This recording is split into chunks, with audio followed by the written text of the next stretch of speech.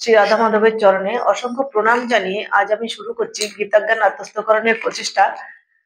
ভগবদ গীতার তৃতীয় অধ্যায় কর্মযোগে 30 নং শ্লোক থেকে আজ আমি বর্ণনা করছি। আমার পূর্ববর্তী ভিডিওগুলোতে প্রথম অধ্যায় থেকে পরপর সরলভাবে শ্লোকগুলি বর্ণিত রয়েছে এবং শ্রী চৈতন্য মহাপ্রভুর কলিযুগে অবতরণের বিভিন্ন লীলা কাহিনী সহ ভগবদ গীতার বিভিন্ন বিষয়ে তত্ত্বজ্ঞান আলোচনা রয়েছে। যে সমস্ত ভগবত ভক্তেরা অতি সরলভাবে তত্ত্বজ্ঞান আত্মস্থ করতে চান, আমার পূর্ববর্তী ভিডিওগুলি পরপর অনুসরণ করলেই সেখান থেকে অনুধাবন করতে পারবেন। ভিডিওটি লাইক, শেয়ার, সাবস্ক্রাইব করে নিজেরা গীতাজ্ঞান আত্মস্থ করুন এবং সমস্ত ভগবত ভক্তকে গীতাজ্ঞান আত্মস্থ করার সুযোগ করে দেওয়ার অনুরোধ রইল।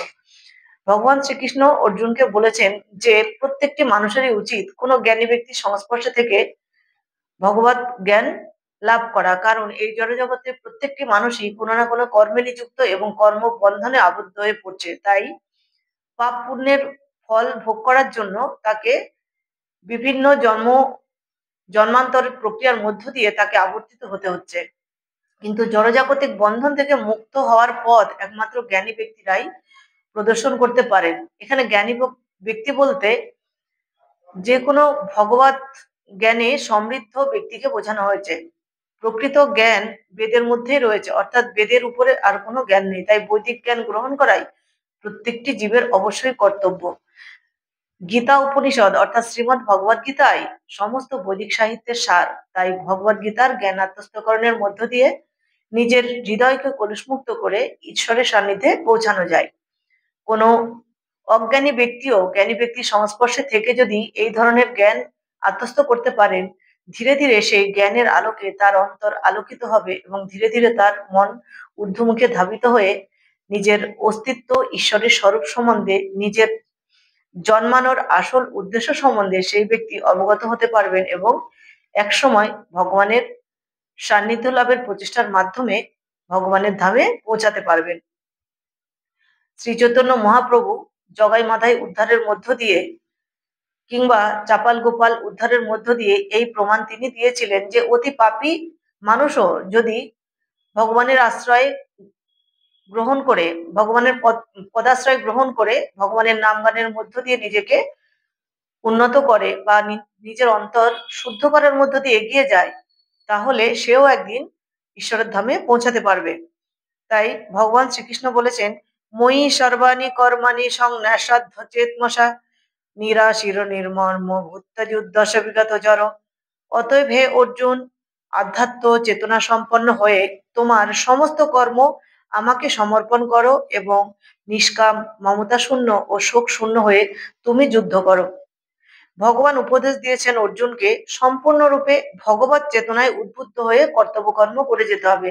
আমি পূর্বেই বলেছি, ভগবান শ্রীকৃষ্ণ অর্জুনকে কর্তব্য কর্মে উদ্বুদ্ধ করার জন্য নানা রকম দিব্য জ্ঞান দিয়েছেন ভগবত গীতাতে। তিনি বলেছেন, কোনো আত্মজ্ঞানী মানুষের সংস্পর্শে থেকে তার উপদেশ বাণী গ্রহণ করলে ব্যক্তি অনেক সংকট থেকে মুক্ত হতে পারবে, তার জ্ঞানহীনতা দূর হবে, সে নিজেও একদিন ধীরে ধীরে জ্ঞানী হয়ে উঠবে। তাই ভগবত চেতনায় উদ্বুদ্ধ হয়ে কর্তব্য কর্ম করে যাওয়ার জন্য ভগবান শ্রীকৃষ্ণ অর্জুনকে নির্দেশ দিয়েছেন। আসলে তিনি অর্জুনের মধ্য দিয়ে সমগ্র জীবকে এই কথাই বলেছেন, শ্রীকৃষ্ণের উপর নির্ভরশীল হয়ে আমাদের কর্তব্য কর্ম করে যেতে হবে।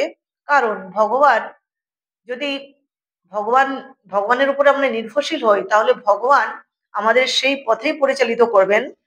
পরমেশ্বর ভগবানের পরম ইচ্ছা অনুসারে আমাদের এই জড়জাগতিক মোহ বন্ধন থেকে আমরা একদিন মুক্ত হতে পারবো, যদি আমরা সম্পূর্ণরূপে ঈশ্বরের উপর নির্ভরশীল হই। আমাদের এই কথা স্মরণে রাখতে হবে, এই জগতের স্রষ্টা পরমেশ্বর ভগবান, তিনি এই জগৎকে নিয়ন্ত্রণ করছেন এবং আমরাও তার থেকে সৃষ্টি হয়েছি, অর্থাৎ সমস্ত জীব তার থেকে সৃষ্টি হয়েছে। তাই তিনি আমাদের পরম পুরুষ বা পরম পিতা। তাই তার উপরে যদি আমরা সম্পূর্ণ নির্ভরশীল থেকে শুধু তারই আরাধনা করি, তাহলে তিনি আমাদের যে কোনো সংকট থেকে ধীরে ধীরে মুক্ত করে ঈশ্বরের পথে নিয়ে যাবেন। ইয়ে মে মতমিদং নিত্য মনোতিষ্ঠতি মানবা শ্রদ্ধাবন্ত হয়ন শুয়ন্ত মুচ্যন্তে তেহপি কর্মভি। আমার নির্দেশ অনুসারে যে সমস্ত মানুষ তাদের কর্তব্য কর্ম অনুষ্ঠান করেন এবং যারা শ্রদ্ধাবান ও মাৎসর্য রহিত হয়ে এই উপদেশ পালন করেন তারা কর্মবন্ধন থেকে মুক্ত হন। ভক্তিযোগ সাধন করার প্রাথমিক পর্যায়ে কেউ হয়তো ভগবানের নির্দেশ পরিপূর্ণভাবে পালন নাও করতে পারে, কিন্তু কোনো ব্যক্তি যদি ভক্তিপথে একবার অগ্রসর হয় তাহলে ধীরে ধীরে সে এক চিন্ময় আনন্দের অনুভূতি লাভ করবে। একসময় সে আরো বেশি ভগবত জ্ঞান অর্জন করার প্রয়াসী হবে। তাই ভগবত জ্ঞান অর্জনের মধ্যে তাকে প্রথমে প্রবেশ করতে হবে। প্রথমে হয়তো তিনি মনোনিবেশ করতে নাও পারেন, কিন্তু ধীরে ধীরে চেষ্টার মধ্য দিয়ে এক সময় তার মন ভগবতমুখী হবে, অর্থাৎ তিনি এক চিন্ময় আনন্দ অনুধাবন করবেন। তিনি নিজেই বুঝতে পারবে যে তার মনে এক ধরনের আনন্দের অনুভূতি হয়েছে, অর্থাৎ ঈশ্বর খোঁজার পথে এক ধরনের আনন্দ আছে। তাই ভগবানকে পেলে অর্থাৎ ভগবানের সান্নিধ্যে পৌঁছালে কত না আনন্দ আছে, সেই কথা ভেবেই তিনি ধীরে ধীরে ভগবত জ্ঞান অর্জনের মধ্য দিয়ে ঈশ্বরের সন্ধানে ব্রতী হবেন। কিন্তু কেউ যদি ঈশ্বর সাধনার পথে ব্যর্থ হন, অর্থাৎ মাঝ পথে যদি তার সাধনা কোনো কারণে ভঙ্গ হয়, ভগবান বলেছেন কিছুদিন পর এক সময় আবার ভগবান তাকে সেই পথে নিয়ে যান, অর্থাৎ পুনরায় সে সেখান থেকে আবার তার ঈশ্বর সাধনা কর্ম শুরু হয়। তাই কিঞ্চিত মাত্র ঈশ্বর সাধনা করলে সেই তপ কখনো বৃথা যায় না। ইয়ে তেদভ্যাসয়ন্তনানুতিষ্ঠন্তি মে মতম সর্বজ্ঞান বিমূঢ়াস্তাং বিদ্ধি নষ্টান চেতস। কিন্তু যারা মাৎসর্য বশত আমার এই উপদেশ পালন করে না, তাদের সমস্ত জ্ঞান থেকে বঞ্চিত, বিমূঢ় ও পরমার্থ লাভের সকল প্রচেষ্টা থেকে ভ্রষ্ট বলে জানবে। অর্থাৎ কৃষ্ণ ভাবনায় কেউ যদি ভাবিত না হন বা ভগবানের দিব্যজ্ঞান আত্মস্থ না করেন, ভগবানের দিব্যজ্ঞান বলতে ভগবান শ্রীকৃষ্ণ অর্জুনের মধ্য দিয়ে ভগবত গীতায় এই জগৎবাসীকে যে সমস্ত জ্ঞান দান করেছিলেন, জীবন পথে চলার পন্থা হিসাবে, মনুষ্য জীবনের সমস্যা সমাধানের পন্থা হিসাবে আমাদের সেই জ্ঞান অবশ্যই অনুসরণ করা উচিত।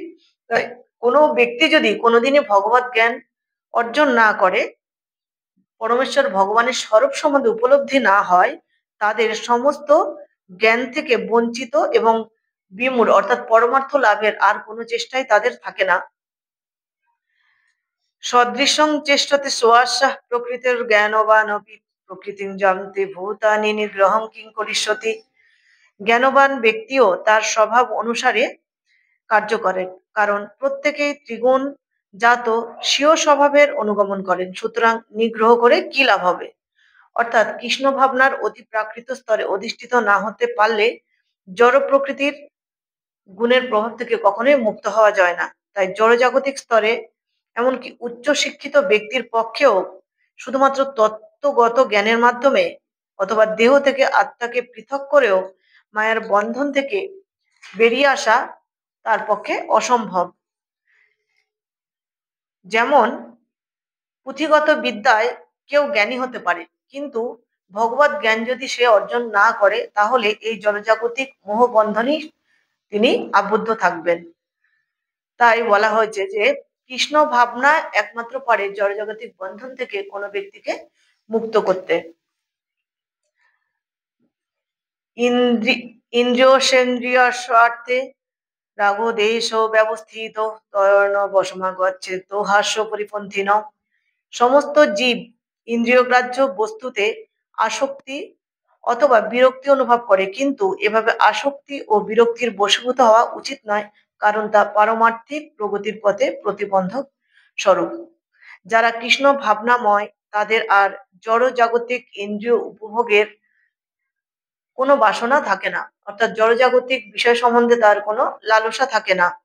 কোনো ব্যক্তি যদি একবার কৃষ্ণ ভাবনায় ভাবিত হয়ে ঈশ্বর সন্ধানের পথে ব্রতী হয় এবং ভগবত জ্ঞানের আসল অর্থ বুঝতে পারে, তাহলে সেই ব্যক্তির এই জড়জাগতিক বিষয়ের প্রতি কোনো মায়া বন্ধন বা মোহ থাকে না, লোভ লালসা তার মধ্যে থাকে না। সেই ব্যক্তি ধীরে ধীরেই নিজের সমস্ত মোহ বন্ধন কাটিয়ে জীবনের স্বরূপ উপলব্ধি করতে পারবে এবং ভগবত মুখী করে নিজের মনকে ঈশ্বরের সান্নিধ্যে এগিয়ে নিয়ে যাবে এবং একসময় তার প্রচেষ্টা সফল হবে। যারা সেই ধরনের চেতনা কখনো লাভ করেনি, অর্থাৎ ভগবত জ্ঞান অর্জন করলে কি ধরনের দিব্য আনন্দ লাভ করা যায়, দিব্য আনন্দের অনুভূতি পাওয়া যায়, কখনোই ভগবত জ্ঞান আত্মস্থ করেনি এমন ব্যক্তি, এই চেতনা তাদের মধ্যে কখনোই উদয় হয় না, তারা কখনোই ঈশ্বর সাধনায় ব্রতী হতে পারে না। তাই সেই সমস্ত ব্যক্তির উচিত শাস্ত্রের নিয়ম অনুসরণ করে চলা। একসময় শাস্ত্রের নিয়ম অনুসরণ করে চলতে চলতে তার মন উন্নত স্তরের দিকেই ধাবিত হবে। তখন ইন্দ্রিয় গ্রাহ্য বিষয়ের প্রতি তিনি আর মোহযুক্ত হবেন না। জড় দেহটি যতক্ষণ আছে ততক্ষণ এই দেহের প্রয়োজন মেটাতে হবে, কিন্তু সেগুলো করতে হবে শাস্ত্রের নির্দেশ অনুসারে। এই জড় প্রকৃতির মধ্যে আমরা দীর্ঘকাল থাকার ফলে আমাদের ইন্দ্রিয় সুখ ভোগ করার ইচ্ছা প্রবলভাবে জাগ্রত হয়। তাই নিয়ন্ত্রিত ইন্দ্রিয় সুখ ভোগ করলেও প্রতি পদক্ষেপে কর্মবন্ধনে আবদ্ধ হয়ে পড়ার সম্ভাবনা থাকে। তাই নিয়ন্ত্রিতভাবে ইন্দ্রিয় তর্পণের আসক্তিও আমাদের সবসময় বর্জন করে চলতে হবে। কিন্তু একজন ব্যক্তি যদি ভগবত জ্ঞান অর্জনের মধ্য দিয়ে কৃষ্ণ ভাবনাময় হয়ে ওঠেন, তাহলে তিনি নিজের ইন্দ্রিয় সুখ অপেক্ষা ভগবানকে সন্তুষ্টি বিধানের কাজে নিজেকে বেশি ব্যস্ত রাখবেন। তাই কোনো অবস্থাতেই কৃষ্ণ ভাবনা থেকে বিরত হওয়া উচিত নয়। সব রকমের আসক্তি থেকে মুক্ত হওয়ার উদ্দেশ্যই কৃষ্ণ ভাবনামৃতে কৃষ্ণ ভাবনামৃত সুধা পান করা, অর্থাৎ ভগবান শ্রীকৃষ্ণের সন্ধানে ব্রতী হওয়া, তার পাদপদ্মে স্থান পেতে আগ্রহী হওয়া। সবসময় যদি আমরা ভগবানের নাম গানে আমরা ব্যস্ত থাকি, একসময় ভগবান শ্রীকৃষ্ণের চরণে আশ্রয় পেতে আমাদের মন ঊর্ধ্বমুখে ধাবিত হবে। ভগবত জ্ঞান অর্জনের মধ্য দিয়েই আমাদের মনে এই ধরনের অনুভূতি জাগ্রত করা যাবে। শ্রেয়ান স্বধর্ম বিগুণ পর ধর্মাৎ স্বনুষ্ঠিতাৎ স্বধর্মে নিধনং শ্রেয় পর ধর্ম ভয়াবহ। স্বধর্মের অনুষ্ঠান দোষ যুক্ত হলেও উত্তম রূপে অনুষ্ঠিত পরধর্ম থেকে শ্রেষ্ঠ। স্বধর্ম সাধন করতে গিয়ে নিধন হলেও ভালো, কিন্তু অন্যের ধর্মের অনুষ্ঠান করা বিপজ্জনক। পরধর্মের আচরণ না করে সবসময় কৃষ্ণ ভাবনাময় হয়ে নিজের ধর্মের আচরণ করা উচিত। ভগবান শ্রীকৃষ্ণের দিব্য সেবার জন্য সদ্গুরুর উপদেশ অনুসারে আমাদের সেই পথেই পরিচালিত হতে হবে। মানুষ যখন জড় প্রকৃতির গুণের অধীনে থাকে, তখন তার বিশেষ অবস্থার জন্য নির্দিষ্ট নিয়ম বা বিধান পালন করা উচিত এবং অপরকে অনুকরণ করা কখনোই উচিত নয়। যেমন সত্যগুণে স্থিত ব্রাহ্মণ সবসময় অহিংসা পরায়ণ হয়, কিন্তু রজগুণের দ্বারা প্রভাবিত ক্ষত্রিয়ের জন্য হিংসা অনুমোদন করা হয়েছে, অর্থাৎ একজন ক্ষত্রিয় সমস্ত অন্যায়কারীকে ধ্বংস করে ন্যায়ের প্রতিষ্ঠা করবেন, এক্ষেত্রে হিংসা অনুমোদন করা হয়েছে। কিন্তু ব্রাহ্মণকে কখনো হিংসা অনুমোদন করা হয়নি। তার কাজ রাজাদের যথার্থ শাস্ত্রের বিধান অনুসারে কর্তব্য কর্মে পরিচালিত করা, অর্থাৎ রাজারা একজন ব্রাহ্মণের উপদেশ শুনে সেই মতো রাজ্য চালাবেন। তাই ব্রাহ্মণ কখনোই হিংসাত্মক হন না, তিনি হন অহিংসা পরায়ণ, তার ধর্ম অহিংসা। কিন্তু রজগুণের দ্বারা প্রভাবিত ক্ষত্রিয়ের জন্য হিংসার অনুমোদন করা হয়েছে, কারণ তাকে যুদ্ধ করতে হবে ন্যায়ের প্রতিষ্ঠা করার জন্য। তাই অহিংসা পরায়ণ ব্রাহ্মণের অনুকরণ না করে হিংসার নীতি অবলম্বন পূর্বক মৃত্যুবরণ করা ক্ষত্রিয়ের শ্রেয়, অর্থাৎ ধর্ম সংস্থাপনের জন্য একজন ক্ষত্রিয় বীরকে যুদ্ধ করতে হয়।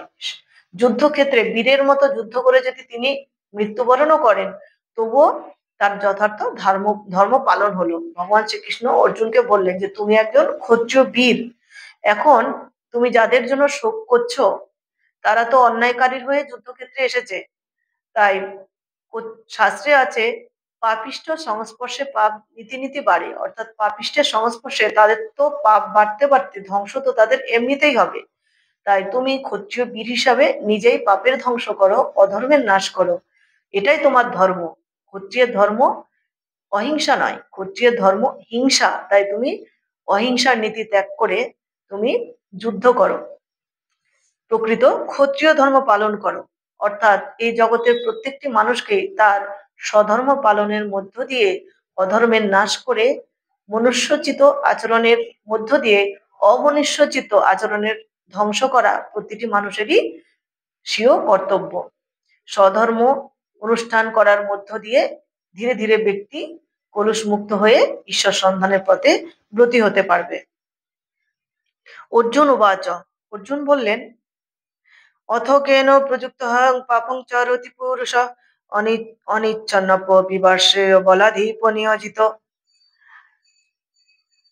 হে বার্ষেয় মানুষ কার দ্বারা চালিত হয়ে অনিচ্ছা সত্ত্বেও যেন বলপূর্বক নিয়োজিত হয়েই পাপাচরণে প্রবৃত্ত হয়, অর্থাৎ পাপ কাজ করছে। ভগবানের অবিচ্ছেদ্য অংশরূপে জীব চিন্ময়, পবিত্র এবং জড় কলুষ থেকে মুক্ত। তাই সে প্রকৃতিগতভাবে জড়জগতের কোনো পাপেরই অধীন নয়। কিন্তু সে যখন জড়জগতের সংস্পর্শে আসে তখন সে নানা রকম পাপকর্মে লিপ্ত হয়ে যায়। কখনো কখনো অনিচ্ছাকৃত ভাবেও এই ধরনের পাপ কাজে সে লিপ্ত হয়। তাই অর্জুন জীবেদের এই বিকৃত স্বভাব সম্পর্কে ভগবান শ্রীকৃষ্ণের কাছে প্রশ্ন করেছেন যে ইচ্ছে না থাকলেও জড়জাগতিক মোহবন্ধনে মানুষ অনেক সময় আবদ্ধ হয়ে যায়। তার কারণ কি? কখনো কখনো জীব পাপকর্ম করতে চায় না, অথচ পাপকর্ম করতে বাধ্য হয়। তবে আমাদের দেহের মধ্যে স্থিত পরমাত্মা আমাদের পাপকর্ম করতে কখনোই অনুপ্রাণিত করেন না। কেন আমরা কখনো কখনো পাপকর্মে লিপ্ত হই, পরবর্তী শ্লোকে ভগবান শ্রীকৃষ্ণ তার ব্যাখ্যা দিয়েছেন। শ্রী ভগবান উবাচ, ভগবান বললেন, কাম এষ ক্রোধ এষ রজ গুণ সমতে ভয়াবহ মহাশয়ন মহাপাপনা বিদ্মে নমিহ বৈরিণম। হে অর্জুন, রজগুণ থেকে সমুদ্ভব কামই মানুষকে এই পাপে প্রবৃত্ত করে এবং পরবর্তীকালে এই কামই ক্রোধে পরিণত হয়। সর্বগ্রাসী পাপাত্মক কামকেই জীবের প্রধান শত্রু বলে জানবে। অর্থাৎ অর্জুন বলছে, আমরা যে পাপ কাজ করতে প্রবৃত্ত হই, আমরা তো পরমেশ্বরের সন্তান, তাহলে পরমেশ্বর নিশ্চয়ই আমাদের পাপ কাজে উদ্বুদ্ধ করবেন না। আমাদের ইচ্ছে না থাকলেও কেন আমাদের পাপ কর্মে লিপ্ত হতে হয়? ভগবান বলছেন, আমাদের সমস্ত পাপ কর্মের মাথা হচ্ছেন কাম। কাম থেকে আমরা, আমাদের শরীরে কামের উৎপত্তি হলে আমরা পাপ কাজে লিপ্ত হয়ে পড়ি। তাই জীবের প্রধান শত্রু হচ্ছে এই কাম। জীব যখন জয় জগতের সংস্পর্শে আসে তখন তার অন্তরে শাশ্বত কৃষ্ণ প্রেম রজগুণের প্রভাবে কামে পরিণত হয়। যেমন তেঁতুলের সংস্পর্শে দুধ দই হয়ে যায়, তেমনি ভগবানের প্রতি আমাদের অপ্রাকৃত প্রেম কামে পরিণত হয়। কামের অতৃপ্তির ফলে হৃদয়ে ক্রোধের উদয় হয়, অর্থাৎ আমাদের কামনা বাসনা লালসা চরিতার্থ করতে না পারলে আমাদের মন অসংযত হয়ে পড়ে, চঞ্চল হয়ে পড়ে, আমাদের মনে ক্রোধের সৃষ্টি হয়। ক্রোধ মোহে পর্যবসিত হয় এবং মোহাচ্ছন্ন হওয়ার ফলে জীব জড়জগতের বন্ধনে স্থায়ীভাবে আবদ্ধ হয়ে পড়ে। তাই কাম জীবের বড় শত্রু। অর্থাৎ কামনা বাসনা চরিতার্থ করতে না পারলে আমাদের হৃদয়ে চঞ্চলতা সৃষ্টি হয়, আমাদের হৃদয় স্থিরভাবে ঈশ্বর সাধনায় ব্রতী হয় না, আমাদের মন ঈশ্বর সাধনা থেকে অনেক দূরে সরে যায়, আমাদের মন ভগবত জ্ঞান শুনতেও ভালোবাসে না।